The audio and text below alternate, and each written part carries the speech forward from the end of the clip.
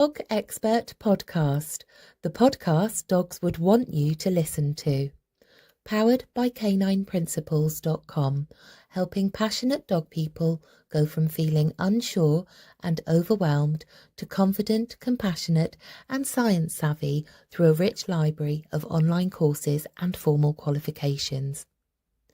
Each week on the podcast, we dive deep into the real, raw and rewarding world of dogs.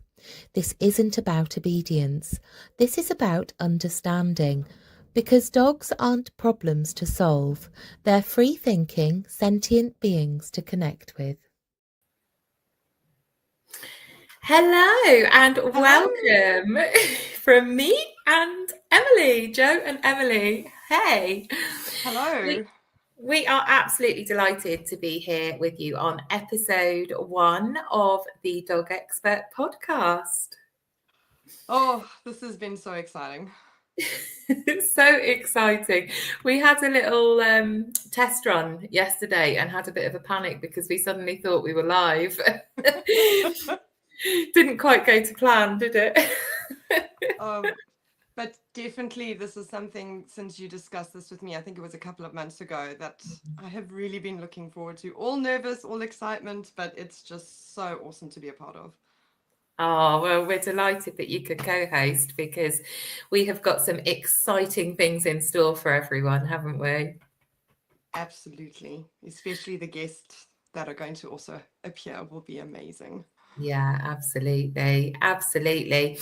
So this is the podcast for you if you love dogs. If you are nuts about dogs, whether you are a dog guardian, a dog owner, or whether you work with dogs and you want to find out more, you want to tune into the expert speakers that we've got coming up for you, or whether you just want to listen to two dog mums who are real people who've got kind of good sense of humour, I'd say. We just laugh a lot.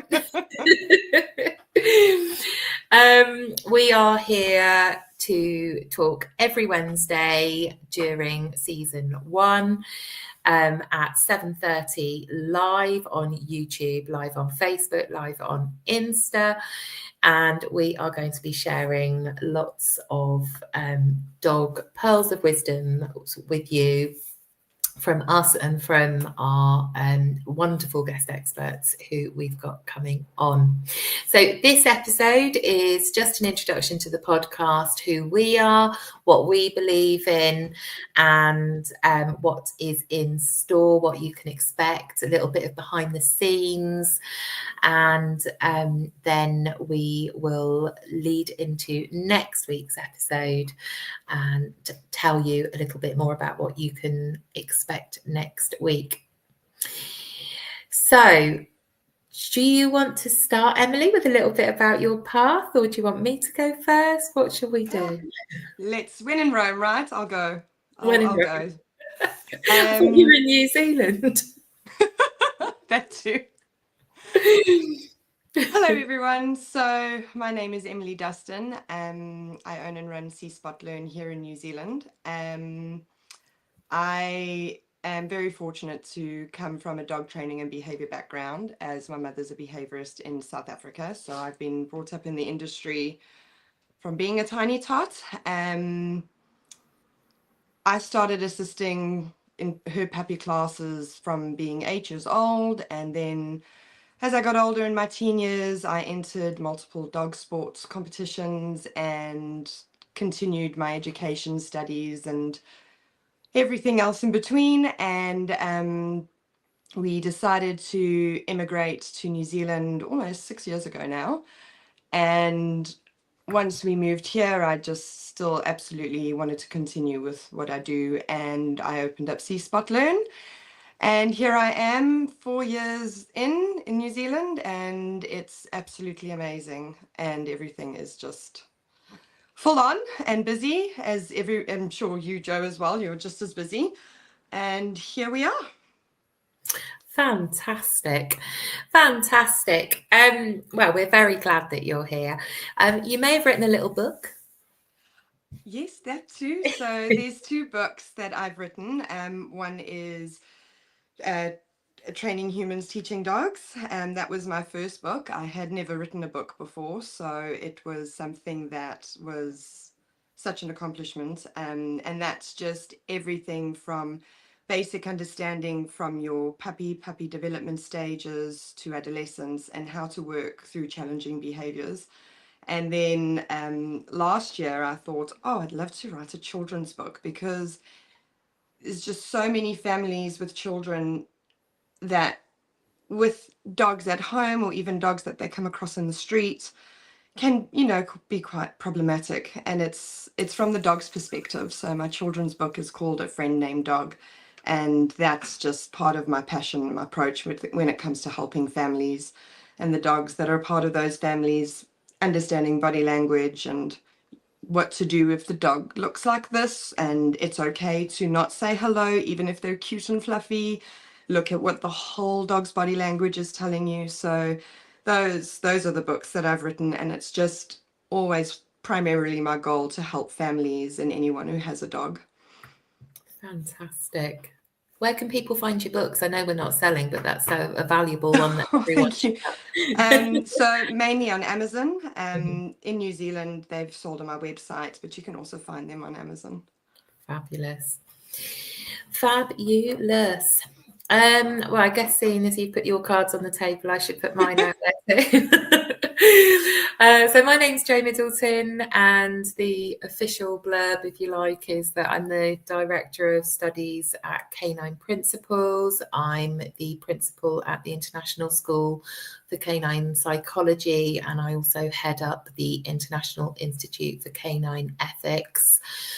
My passion is cognitive-led dog rehabilitation. It's something that I've been studying for about 15 years now, and using that to rehabilitate, using cognitive-led methods to rehabilitate rescue dogs and dogs who've experienced traumas. So, for example, post-surgery or post a traumatic event, whether that be a bereavement, where a dog's been with a body of a guardian, for example, or whether that be post a road traffic collision. And cognitive-led cognitive-led rehab is something that I am really, really passionate about, spreading the word about more. I grew up training and showing Belgian Shepherds, Malinois, back in the early 80s. I was showing by the age of 8 ringcraft and obedience. Don't even like the word now. You must obey me and do as you're told. I was apparently quite good at it, and at early teens or tweens even, I was being paid by breeders to show their dogs in the ring as well, because I was getting the results that they wanted, which was basically a dog that was interacting with me to show its best side off to a judge, and a dog that felt safe and confident to interact with me. And what I didn't realise until later on in life was that what I'd started to do was to build a space where the dog could decompress, and I'd get the dog that I was handling, take it away from the show, away from the area, and just let it observe and let it be, rather than trying to interact with it. I'd literally just sit down on the floor, let the dog just chill and just let it do what it wanted. And I didn't realise at the time that's what I was doing, but I just knew that that's what the dog needed, because I too was struggling with overwhelm in that environment. And that's what the dog needed. So later on in life, because obviously back then it was all choke chains and Barbara Woodhouse and harsh methods that never sat right with me. It wasn't until I started my canine education and started learning and studying and devouring every single book that I could get my hands on. And none of my books are not dog-eared. They're all sort of highlighted, scribbled on. And I think I give some of my friends who are more precious about keeping their books in pristine condition heart palpitations. But yes, so I've been studying dogs and obsessed with dogs for as long as I can remember. One of my early childhood memories is memorizing a dog breed book from cover to cover. That's excellent. But yes, I started getting involved in the rescue world about 25 years ago, probably just before the millennium, and started to realise what a state the dog rescue world is in already. Back then it was, and how many healthy dogs are euthanized every day because of the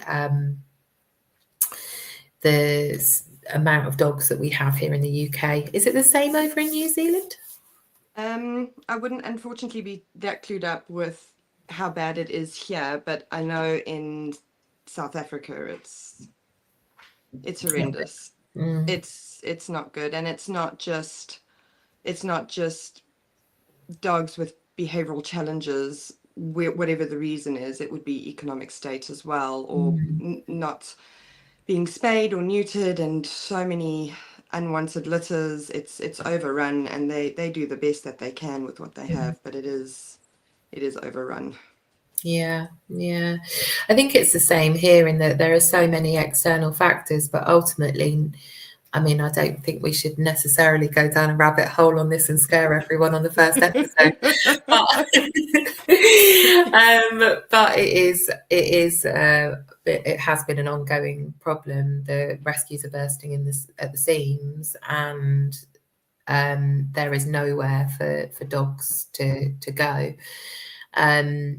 But I did hear a stat, and I was sent the source of it, but I can't remember right now, that said that the most common cause of death in dogs under the age of 3 is a behavioural problem.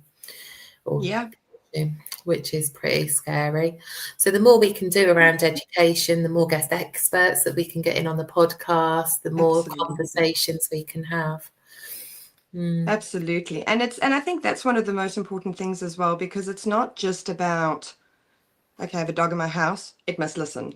I need to do this, it must do as it's told, and all these things that go along with either unintentional generational training, how people were brought up with their dogs, with their parents, which is also a completely different era. We know so much more and understand so much more about dogs now. And families are also, I feel, way more invested with their animals, and they want to do the best that they can with their dogs, but they just are overwhelmed with the endless Google search and 20 different people saying 20 different things, and their hearts are in the right place. They try and implement these training strategies that are out there, but because it's just so conflicting and overwhelming, it unfortunately does more harm than it does good. And I think that's also why I'm so excited about this podcast, is because we can just, everyone that we get involved, all of our brains, we all love and want the same thing, and that's just to help the dogs and families that we work with and give them tools that is not coercion, intimidation, or consequence, and going, this actually does work. If you've got this challenge and you've got this problem, these are the things that you can do, but this is why your dog is doing this. And most of the time, anytime I talk to a client, the minute I go, this is why your dog is doing it, and they go, oh, that makes so much sense. And then their whole demeanor goes, okay, I can do this. Because it's so much better as our human brains to have that understanding. Because once we've got that, then the rest is easy to work with. And I think one of the great things about this podcast, obviously I'm completely biased, but one of the great things about this podcast is that we're all coming at it, both of us and our guest experts, we're all coming at it from a place of no pressure on the dog and doing Yeah. things in a way that encourages the dog and empowers the dog to feel confident in making their own choices and know that they're safe to do that in a constructive, safe way for humans Yeah. and dogs. We're not saying go and let your dogs be free and feral on the streets and take no responsibility for whatever chaos they may cause. Not saying that at all, but what we're saying is that everything that we do with our dogs, every interaction that we have, needs to be on a consent-based level rather than us forcing them and expecting things from them all the time. We want them to want to be with us. We want them to think of us as allies and teammates rather than controllers and suppressors and feel they have to be compliant. And avoid in case something unpleasant happens.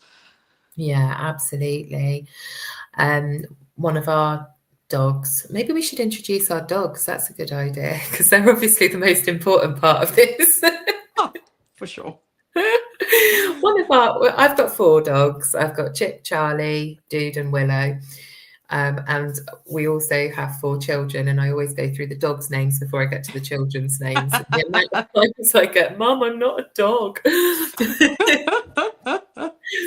But Chip is an ex-working sheepdog, and she's been with us for 7 months-ish now. And she actually used to urinate with fear and wet herself when she was thought that she was going to be asked to do something. And the day that I saw her rolling in poo made me so happy, because for the first 2 weeks of her life, she was just literally Hiding. of her life with us. She was just hiding in her crate and just too scared to come out.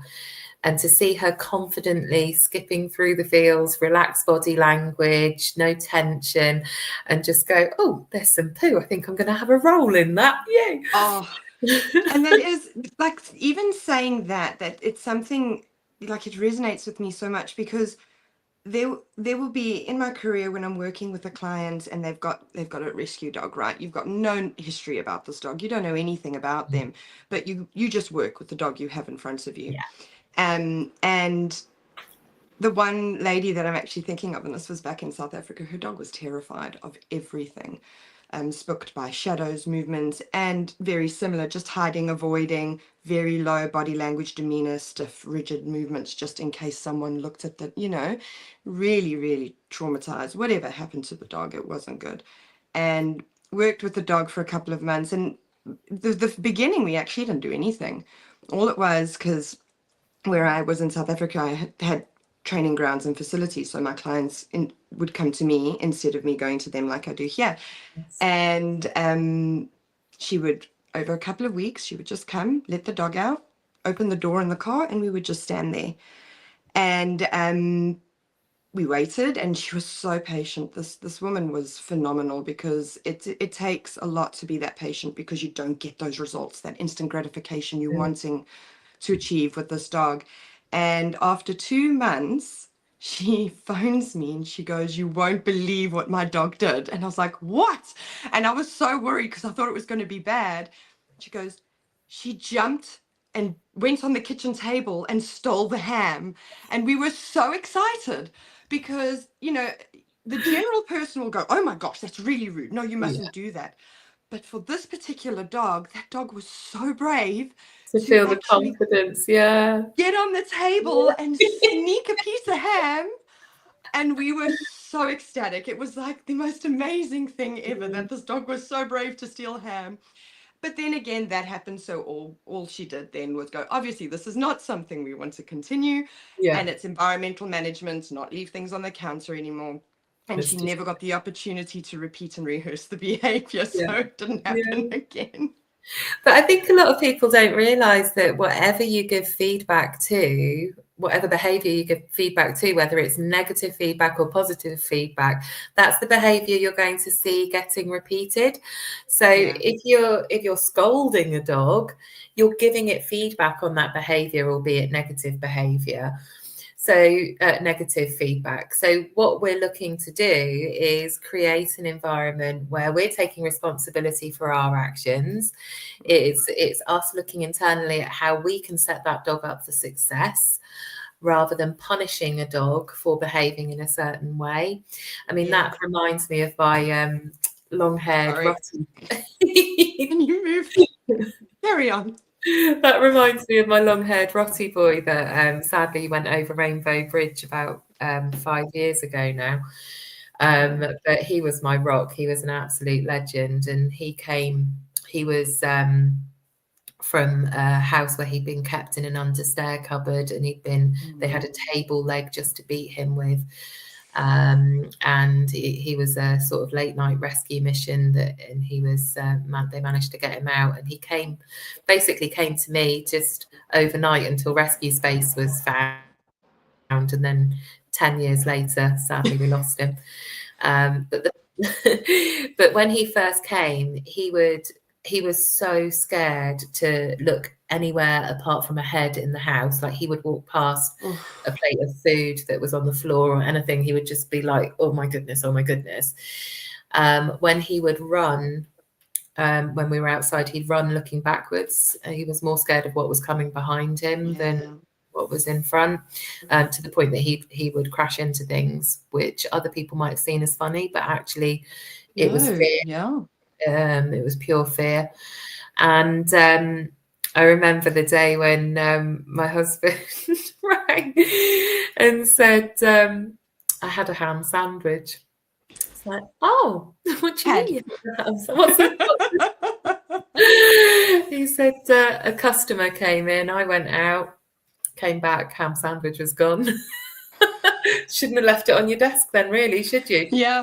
But that's also had felt confident enough to and those are the things, and it's, you know, it's any behavior, and it's helping people understand and adjust expectations, and it's the expectations are unintentional. We kind of, you know, we speak people, dog speaks dog, and we're kind of the bridge of that communication, that species gap. And it's, you know, a lot of controversy around everywhere going, oh, you know, dogs are not children. Don't treat them like children. They're dogs. And I go, absolutely, they are not children. However, the cognitive ability levels are remarkably similar to a 2.5 to 3-year-old child. You know, there are things that dogs are exceptional at problem solving, predicting patterns of behaviors. They know the shoes you're putting on for walking versus when you go out the door, the cupboard you reach to for the dog lead, you know, or the food cupboard, because they're really good at things like that. But the cognitive ability to distinguish the difference between consequences that people, and only in people minds that humans understand, is completely different, because you'll have the scenario of, the dog mustn't eat the ham. It should know that that's on the kitchen table. It's out of reach. Dogs are natural scavengers. They're opportunist eaters. They're opportunistic. It's going, oh, well, that smells quite nice, thank you. And that's how they've survived for thousands of years with people. That's it. Survival is paramount, isn't it? I mean, food is survival. And that's what it boils down to, because there's so many things that it's helping people understand that this dog is not being deliberately defiant, rude or naughty, not trying to control, wake up in the morning and go, oh, how am I going to rule this household? The dog wakes up and goes, probably, most likely, and I'm projecting, oh, I'm hungry, I need to wee. Then you let them out, and you have that pattern every single day. And any other behaviors or challenges that are unwanted or unpleasant, that is emotion-based. That is something, either lack of exposure or negative association, or just the dog not having that ability to navigate a situation or event. You know, that's where we come in and just help shape the behaviors we're looking for. I've got a question for you then, leading off that. What would you say is the one kind of myth or misconception that you wish more people really understood? Oh, I don't think there's one. Can I go with She pulls out a scroll. Can I go with two? Go for it. All right. So I think it's dominance and pack leadership. Yes. It's Yeah. those two for me are tricky, because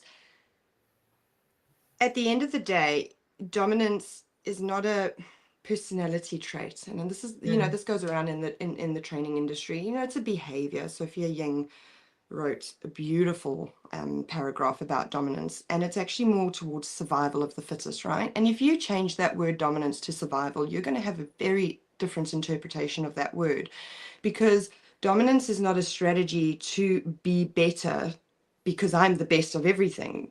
It is to gain vital resources to promote survival, and that is like breeding rights, territory, food, because if you don't eat, you die. If you don't have a warm, dry place that's safe, you could die, you're vulnerable. So, and these are all basic instincts, part of our primitive wiring, and whether it's a dog or human. And if a dog displays an undesirable behavior, that usually stems from defensive responses, protective responses, all these things that happen that the dog has no control over. And pack leadership, when they did that study with captive wolves, they were captive. They were squished in a very tiny space that was utterly unnatural. They all came from They different. weren't related, were they, even? Yeah, they weren't related, and they were incredibly stressed. So pack leadership, where they go alpha, the alpha bitch and the alpha male, control the subordinates, and they ate first, and they put them in their place if they showed any. Those animals were highly stressed, so their behaviors were quite extreme and exaggerated because of their environment. Survival mode as well. All the time. So, and then what happens is they go, oh, well, dogs are quite like wolves, so they must be the same. And the domestic dog being bred for thousands of years, engineered for specific purposes, is different. Their brains are smaller, their jaws are smaller. There's so much, maybe similar parallels with regards to a common ancestor grey wolf, but they're still a domestic dog. And they're still a separate species. And the idea of the control and correction, which that word just makes me do that. It's like me If you with don't vegans. It's like, it's the eye twitching. And it's so hard, because I never ever want to offend anybody, because then they get defensive. And if they feel defensive, then I can't help them, because then they feel, oh, now I've done something wrong. Then they may feel bad. And that's not what we want to do. We want to empower the people we work with, give them the confidence. Like I say to my clients all the time, I'll go, my job is not to be with you all the time. My job is to see you a couple of times, depending on how complex the behavior is, maybe a little bit more than a couple. But it's to give you that confidence in the tools, that you know what to do and how to implement it without me. And it's that knowledge that's empowering. It's that knowledge of you do not need to assert this kind of intimidation and going, do as you're told, yank on the lead. No, you're pulling. And the dog's kind of going, what's going on? But I just wanted to smell that smell. And you're going, oh, you're trying to walk in front of me and be the leader. And now you're just adding unpleasant experiences. And the dog is not making that connection, because the timing of learning and the timing of associative learning is so important. Because when those things happen, the dog might make a completely different association than what you think they're making. So with regards to my different tangent on your question, I think the dominance and the pack leadership is the two main ones that is very difficult to work through with the general audience. Yeah, I agree. And I think that training the human is more important than training the dog, because not only are we and doing it in a fun way where possible, so that we're empowering them and making them feel like they are achieving and they're getting some sort of little gamification bits maybe, and their brains are like, wow, this is cool, I'm actually enjoying this. Dopamine, motivation, Yeah, dopamine. Exactly. I mean, you can't just give them bits of cheese or chicken, but you might some, but we want people to love doing what they're doing with their dogs in a positive way, because then the dog will also pick up on that. Yeah. And the dog will know that actually your heart rate is raised, your breath rate's increased.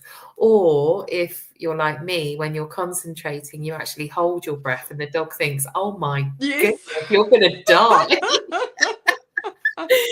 But these dogs are amazing beings. You know, they can smell for the most, they've got like what, 220 million to 300 million hair receptacles where there's Factories, yeah, and the Jacobson's organ for special processing. It's phenomenal what they their can do. hearing. You know, that is a 3 mile radius.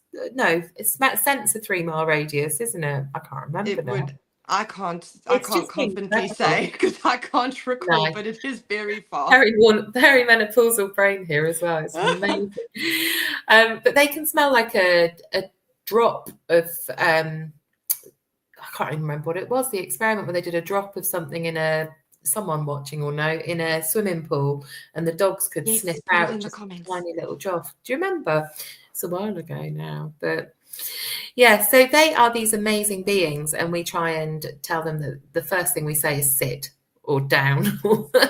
Like what? And it is the sit. The sit. Don't get me wrong. The sit is great. It is so overused Depends on because the dog though as well, it and because depends on like the dog some and the dogs, like person. greyhounds, they can't. Yeah. Their body shape just isn't made to sit. Absolutely. And Mm, it's easy to teach the sit, and I think that's what, you know, we get the most gratification because it's the instant gratification, right? It's mm, the quick fix. It's yeah. not quick fix. It's the quick, I've got management, I've got control, my dog's responded to me. Oh, yay, this is working. So, Mm, you know, then okay, so we do this all the time, but sometimes, and it's completely unintentional, sometimes the sit doesn't deal with the behavior you're trying to no. work with. It's just a bandage, you Yeah. know, and it's fine for basic tasks and simple exercises. But let's say getting your dog to sit before crossing the road every time is not necessarily ideal, because what you would probably want to work on the most is impulsivity. The Mm, dog giving you the sit gives you management, absolutely, because you can't have the dog rolling all over the place while you're trying to cross the road, look left and right to make sure it's safe. But it's the, hey, buddy, wait, without the sit. Okay, yeah. great. That's a life skill because that's impulse control, that's management, that's, Yeah. you know, predictable pattern of behavior the dog understands, which I'm not taking away from the sit.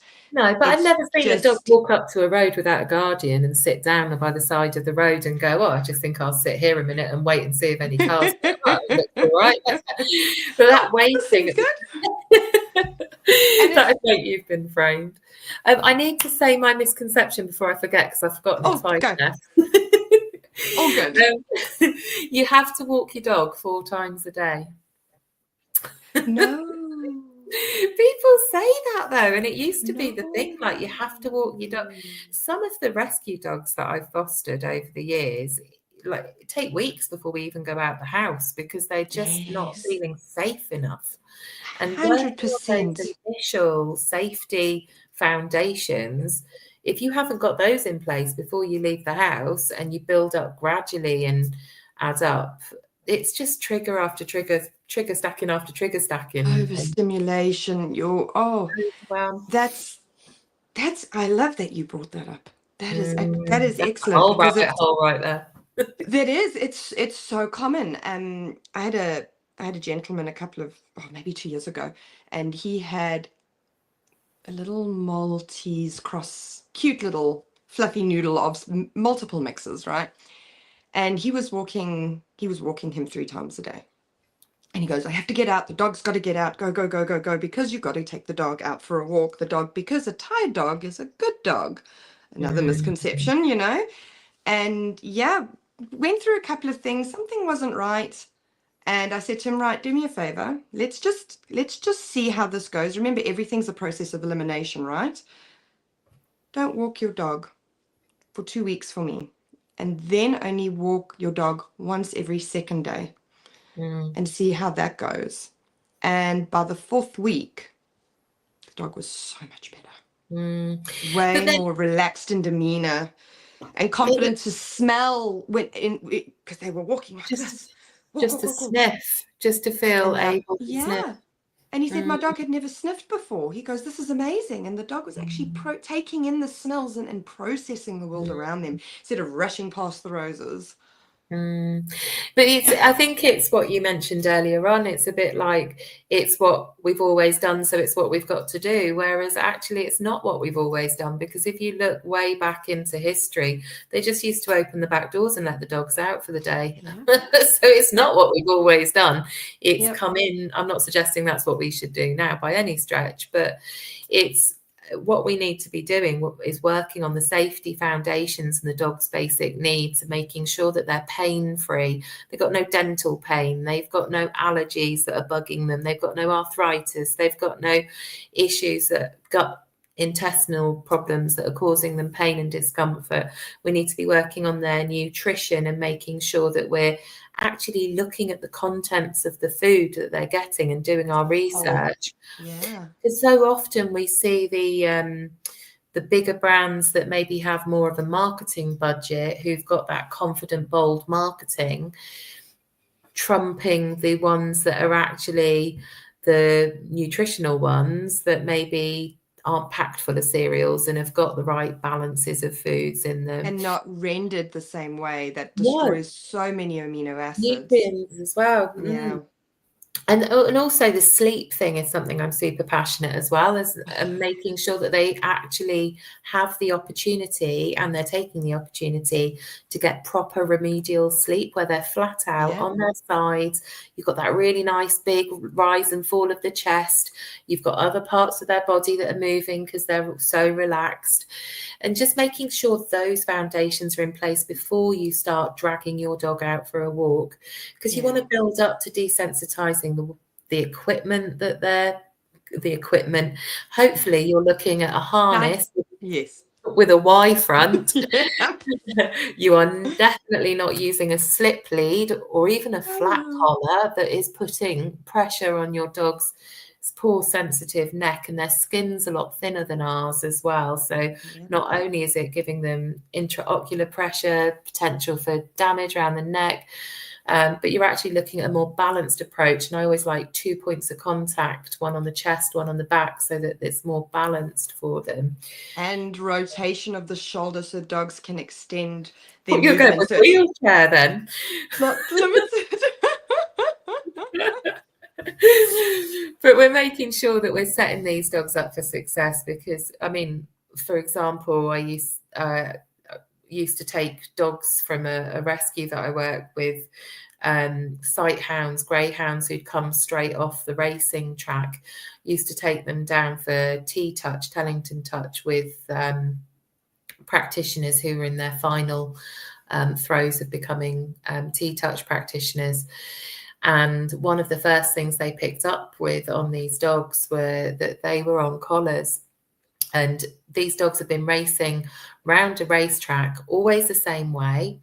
And they've been going from like 40 miles an hour to a dead stop, and their necks were the shock absorbers, and their necks had so much tension in them and so much pain and discomfort. And then you put a collar and a lead on that, and the dog's not naturally able to elongate its neck because everything's tensed on any dog, never mind a greyhound off the track.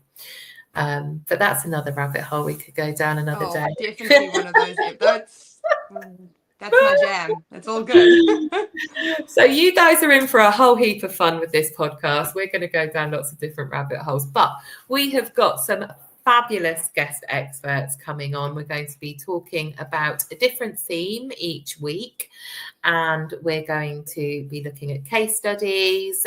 You guys can message in questions. You can comment questions on the posts and we'll reply to you. We're going to be talking about book discussions, and we're just going to be really having honest chats about the emotional side of living with and loving our dogs, with a real emphasis on practical and compassionate support for dog guardians, ethical dog professionals, and just dog geeks like us, really. Just trying to make the world a better place, one dog at a time. One dog at a time. So before we wrap up, I do think it's really important that we do actually introduce our dogs then, because really they are the stars of the show. And I think that people, I mean, if you don't want to know about our dogs, why are you listening, really, quite frankly? Do you want to go first? Yeah. Oh, he's out. Goops. Yep.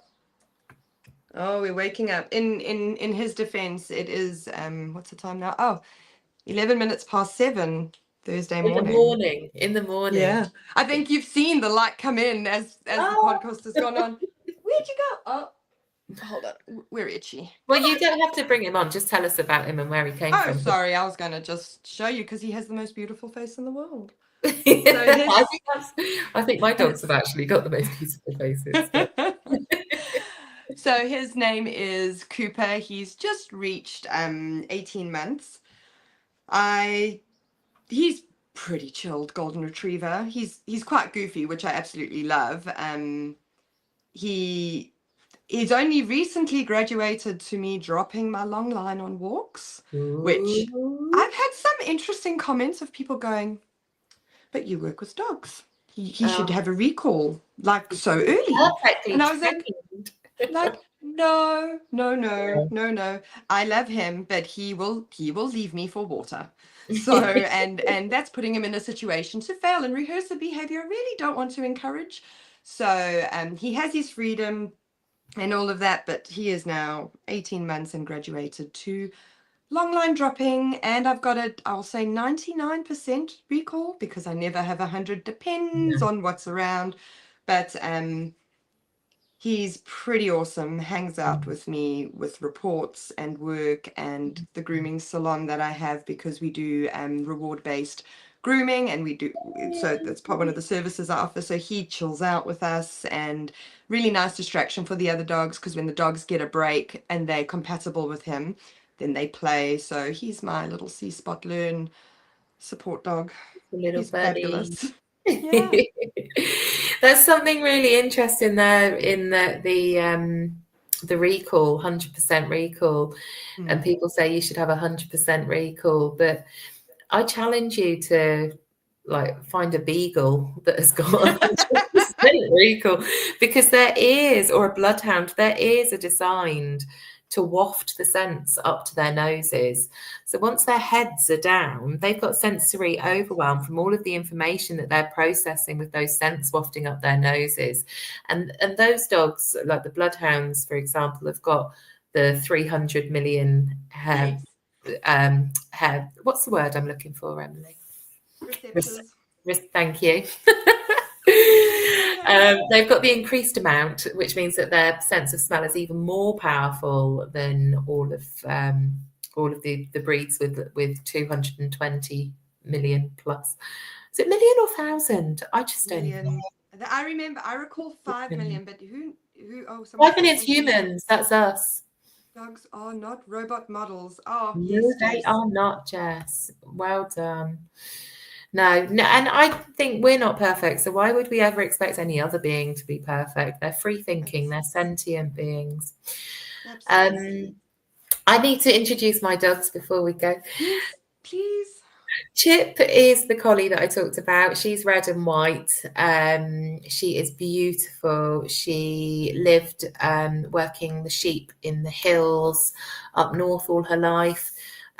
We had to adopt her when we heard about her, because it wasn't from a rescue. It was from someone who was rehoming her because she needed a quieter life. She is now 9.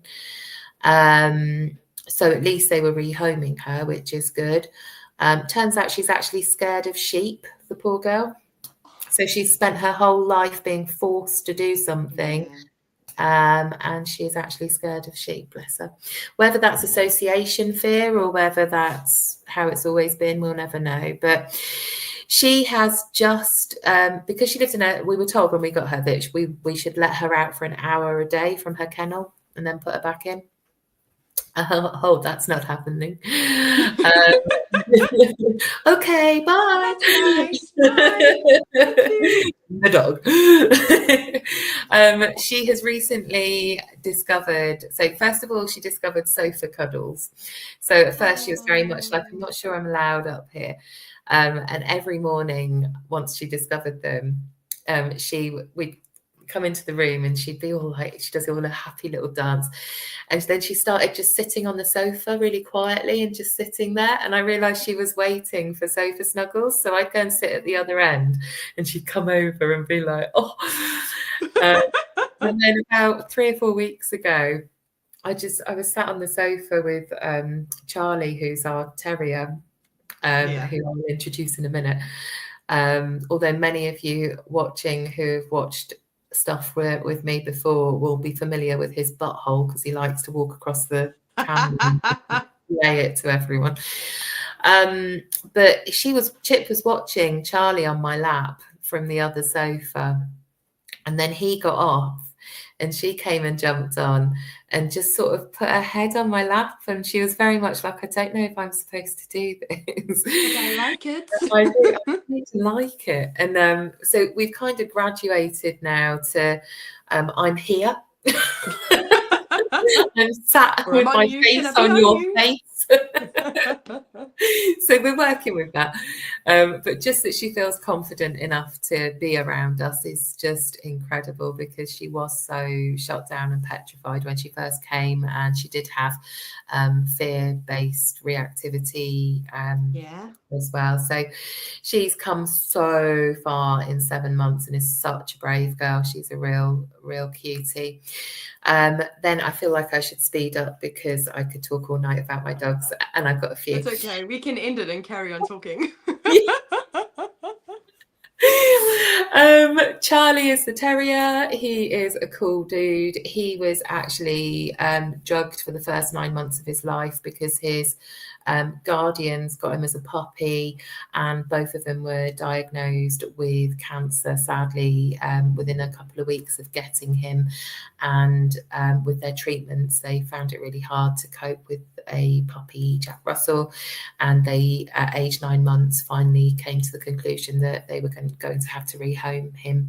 And I'm still in touch with them. They're absolutely wonderful people. Nice. They're fabulous, and I send them pictures all the time. And he was 3 a month ago. He is the most amazing dog. If you're ever having a bad day, half an hour with him and the world is 2 minutes with him and the world is an amazing place.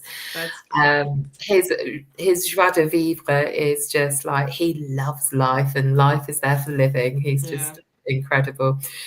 He'll bring you a toy and he'll be like, oh, let's play with this, and you'll do something with it, and then he'll go towards it and then suddenly go, oh, actually, squirrel. Just be like, leaf, get the leaf. He's just cracking. And then we've got Willow. Willow is 7-ish. She came over from Ireland, where she was found scavenging in bin bags when she was maybe about 4 or 5 weeks old. She was tiny. She was rehomed, I think, twice, maybe 3 times before she came to us at age 4 months. Multiple homes at such an early age. Such a baby. And she was such a baby. I always remember the first day we went up to meet her at kennels, and my husband sort of crouched down and she belly crawled to him like, I really want to say hello, but I'm so scared right now. When she was 1, she developed cluster seizure epilepsy. And she got so bad that by the time she was 2, we had her booked in to be put to sleep on the vet's advice twice, and twice we'd been on the way to the vets. The first time my daughter rang me in absolute bits and said, please don't do this, please don't do this, at least let me say goodbye, because she wasn't living at home at the time. And the second time, it just felt so wrong. She wasn't even 3 at that point. So we'd gone through all of the channels that we could, pushed it as far as we could with the vets, the veterinary hospital. She'd had, they can't diagnose epilepsy, they have to rule everything else out. So she'd had fluid taken from the brainstem and Yeah. tested, and it had come back basically that it wasn't anything else, so it had to be epilepsy.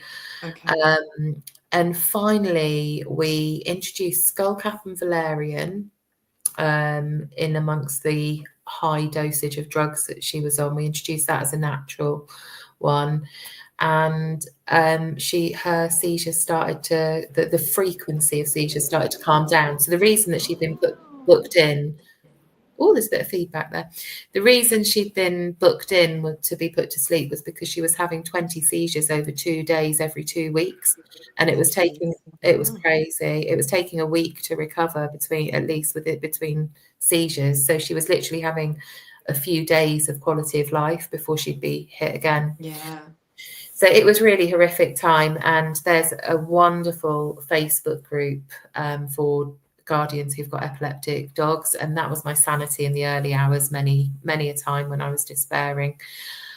So Willow's a very special girl. We never know how much borrowed time we're on with her, but she is So now you're just 7. grateful for what you have. Absolutely.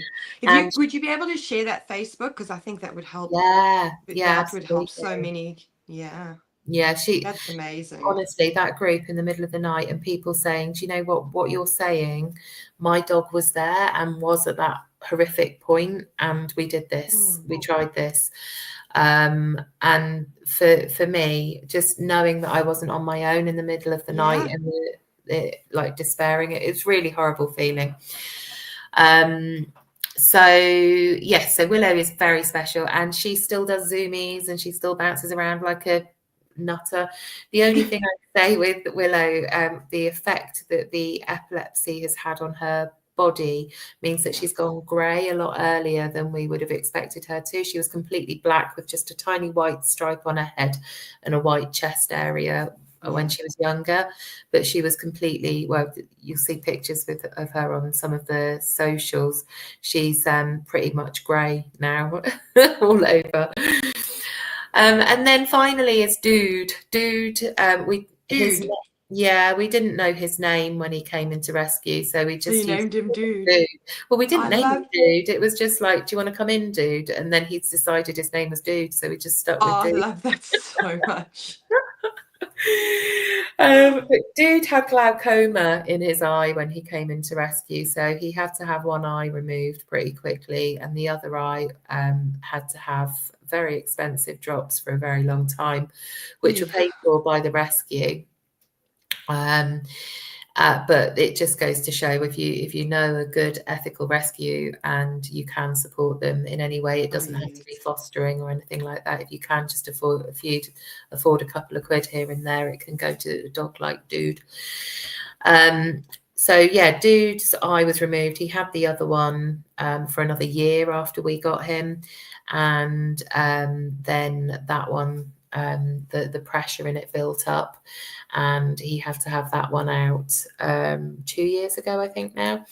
So he's probably about 11. He also had to have most of his teeth out as well, so he has nothing to hold his tongue in his mouth, really, so his tongue lolls out. If I could make Dude into a human, I think he'd be like an old school country gentleman with a tweed coat on and really good manners. He is just such an absolute treasure. He's such a darling.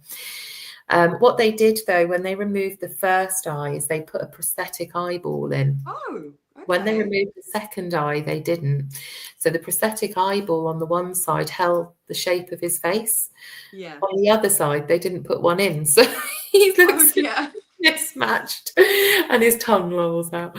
But he is a Dude. He is a darling. That is such a great name. He's massive as well. He's got his own sofa. He doesn't like sharing that. That's his. So they're my 4 babies. Anyway, we've gone down a million rabbit holes that are not related to the podcast, but it gives you a taste of what we are like, our personalities, the dogs behind the scenes, and the kind of vibe, the vision that we've got for the podcast, the difference that we want to make, the education that we want to spread in a kind, ethical, positive way. And I feel like maybe I should give you a little snippet of what's coming up next week. Next week, we're going to be talking about canine emotions, and we have got a mystery guest next week. Keep watching the Canine Principles socials, and we will be revealing who the mystery guest is. I think many of you will have heard of them and you will love who we've got coming on, but I'm going to keep that a secret for the minute. Just a little bit. The rest of this season of the Dog Expert podcast, we're going to be introducing you to some of our homegrown, our own experts in some of the Canine Principles tutor teams. So if you're actually studying with Canine Principles, you may already have come across some of the guest experts that we're going to be having on. We're going to be talking about some really cool topics, and each week at the end of the episode, we'll tell you what's coming next week. But we've got we've actually got content lined up until February next year. We brain dumped it. We were like, oh my gosh, and we have to talk about this, and we have to talk about this, and this. So we've got a few things in the pipeline for you, and we've got some amazing people coming up to share their pearls of wisdom, all with the same values and the same passion that Emily and I have got. So we want to say a massive thank you, don't we, for joining us. Oh, thank you so much. 1 down, 100 to go. 100, is that all? Yes, let's try for more. But thank you so much for joining. It's such a this is so exciting, so nerve-wracking and exciting, all in one. And Jo, you're amazing. So I'm just so happy to co-host with you, and I think we are going to have so much fun. We are going to have so much fun, and hopefully you guys will too. We will love and leave you there. We'll look forward to speaking about all things canine emotions with our mystery guest next week. Please do hit the subscribe button, guys, and share your love. Share the podcast as well with anyone else who you think would like it too. Anyone you think would benefit from it, we would love for you to share with them too. And I have got a little outro clip to play you, but I can't find it. While you look for it, yeah. Can people who are viewing, is there a place for them to write their questions of things that they find the most pressing, and then we can address them whenever we can? Or if there's a common theme, then we can add that into our very, very long list, long brain dump.